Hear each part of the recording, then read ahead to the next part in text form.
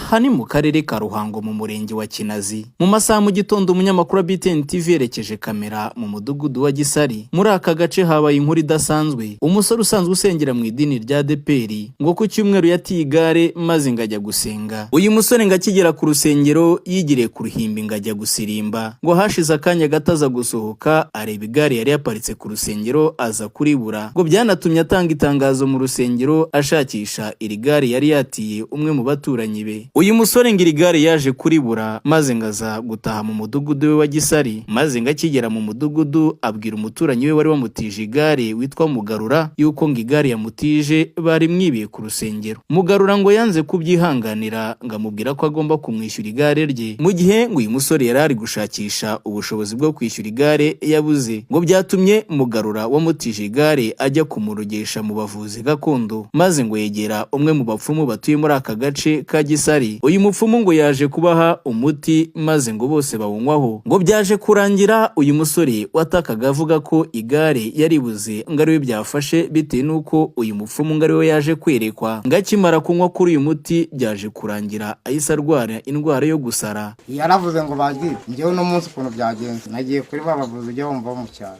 ndangije arambwira ati nimba tayibye nanga umuti ntacyo twanyweye turi bane na nyirukuduha yawe yavuze ngo wagibye ari bugaragare kubera no bigaragaye nonaho uko bigenze nuko nyine uwo mwana nyine urumva yafashwe nyine, ariko ikibazo ni igare niriboneka nta bindi arakira. Ntabwo namuroze natanga ibyo bandurira ko adakira, bamuzanye tubiniwe tw'igare tugiye kurisha, none kurushakisha abandi ukayabona amagare ukayabona ibintu batwaye turebere muri abo. Ndababwira uti mumenye nimba muzi ko mwabyibye ujya gufatwa ndamuvura mpaye amafaranga ntigenda hajya natwaye atumuti ndawumva isuka mundi ncuka mundi na mugenzi we nawe ndamuha aho nimwigendere niba atacyo watwaye ntacyo uko nyene nimba yatwaye ubwo yarwaye nta nibyo ndanamenye ubu byamuhamye ahubwo nabyemere none yishyure tumuvure nyine acakira tumuvure. Uwo mwana Patrick yari atuwakorera uwo muhungu wa Mugabe ajya kumurangurira, noneho aramubwira ati ubwo ndi bujya gukurangurira ntiryo gare nje gusenga, nimba gusenga ndabirangura mbikuzanye. Noneho bajya mu materaniro, umwana asohotse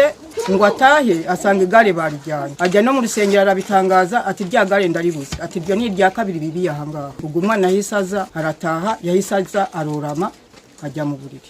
Inkuru ntabwo ari inkuru nziza. Ubundi uyu mukecuru asanze mu rugo none arambwira ati ntuze muri mwana wawe kumugabo yagize.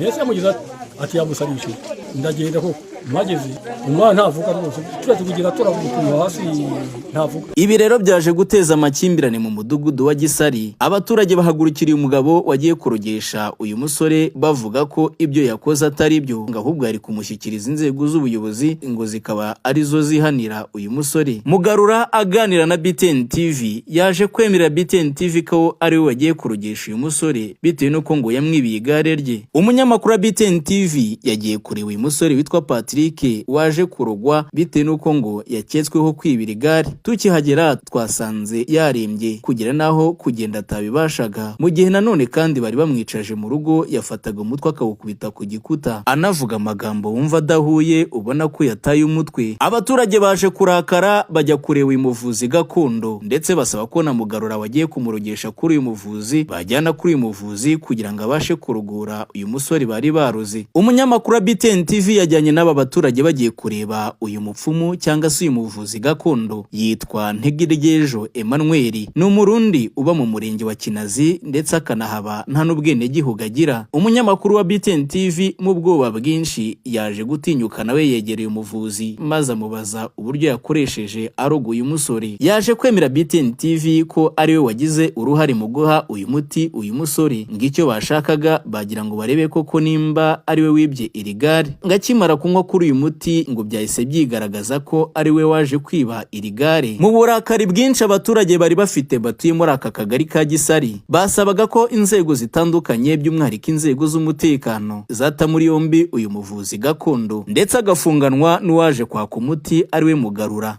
Icyo yakosheje nuko yafashe uwo mwana, nawe ibaze nawe abantu bakujyanye wenda bari bangahe niba bamushyize hagati bakamubwira ngo uyu muti ni utemera kwirigare waba ari wowe warijyanye. Umupfumu turabizi ko umugabo ari umupfumu we yari kubanza akarega akatumenyesha ibyabaye ko ari muhama cyangwa se ritanamuhama bakareba ukuntu banaryishyura mu buryo bwo kugira guteye kugira ngo yicure ya mwana. Ibyo dusaba ni uko bamuvuza agakira wenda bakaregera igare ryabo niyo ari ngombwa ko arihakarira ariko ari muzima. Yakosheje kubera yuko uwo mwana yamuhaye uwo muti nkaho ahubwo yagakurikiranye ngo agende arege niba ari kurihisha igare akaririhisha ariko atagombye kungirira umwana kuriye. Umunyamabanga Nshingwabikorwa w'Umurenge wa Kinazi, umunyamakuru wa BTN TV yagerageje kumamagara ku murongo wa telefone ngo tumubaze byinshi ku by'iyi nkuru, nyamara ubwo twamuhamagaraga ntigeze twitaba. Mu gihe yazatwitabira twazagaruka kuri iyi nkuru. Byatumye uyu mugarura asubira kuri uyu mupfumu w'Umurundi amusaba umuti kugira ngo bahe uyu musore barebe ko yakira. Uyu muti baje kuwumuha n'umunyamakuru wa BTN TV ahari, bamubwira n'uburyo aza kuwukoresha kugira ngo barebe ko uyu musore yaza kongera akagarura ubuzima. Iyi ni BTN TV,